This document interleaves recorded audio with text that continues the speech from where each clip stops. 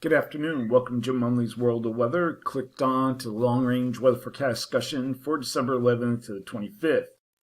We still have a broad cyclonic flow covering much of the nation. We have a ridge here in the west.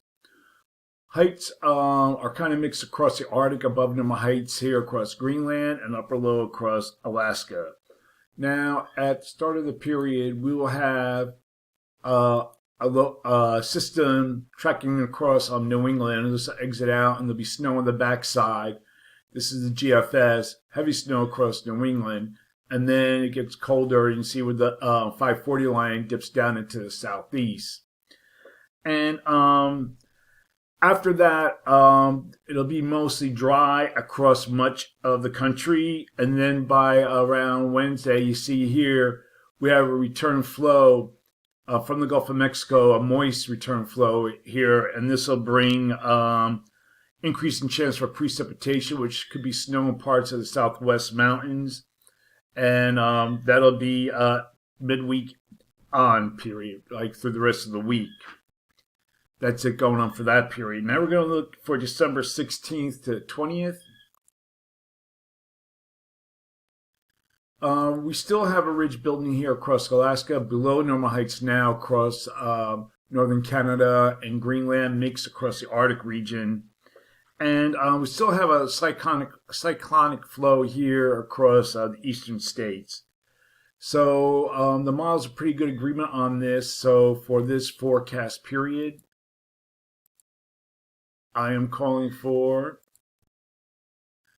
above normal temperatures for much of the country, and I'm forecasting anomalies to be as high as 8 degrees above normal, mainly across this region here, upper Mississippi Valley to the northwest, the northern parts. And for precipitation, call for below normal precipitation here. And for this region, probability of occurrence is near 35%. Now, this is where I'm having a little trouble with. This is for the period for December 21st to the 25th. And you can see the models, they have very strong height anomalies here across Greenland, the Arctic region. And they kind of merge together here with this ridge building across west. That kind of forces the polar vortex to be going down to the south, but it's still on the other side of the pole, or the pole and like into Asia, very cold there, and below normal heights. So this looks very typical of the El Nino pattern, but this doesn't come in agreement with the teleconnection. Now we're going to look here at the NAO. The NAO is forecast to be negative. And we'll look at GFS. It goes positive, then goes negative by this time.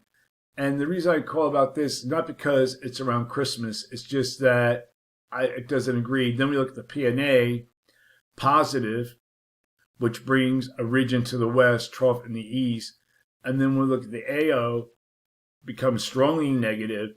This allows colder air to sink south. This also tells the strength of the polar vortex, so it's weakening.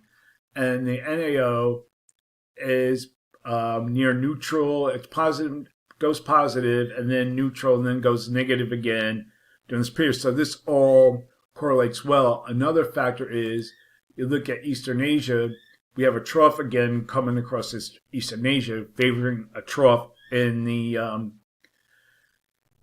east. So this all doesn't make sense. So for now, I'm keeping the temperature anomalies the same from the previous period. But there's a lot to be said because all the teleconnections and so forth are showing colder for the eastern U.S. and the weakening polar vortex, but the models aren't picking up on that, at least not yet. And then we look at precipitation, calling for below normal precipitation here and for this region, and the probability of occurrence near 45% mainly here, above normal precipitation for this region, and the probability of occurrence is near 35%. So we still have time to look at this another week maybe before we get to the end of the year. A lot of scientists are calling for a weakening polar vortex because it becomes stretched during this time frame, like late in December. So we have to wait and see if that occurs. That's it for now. That's the long range weather forecast discussion for December 11th to 25th. Thanks for coming to Jim Munley's World of Weather, and have a good day.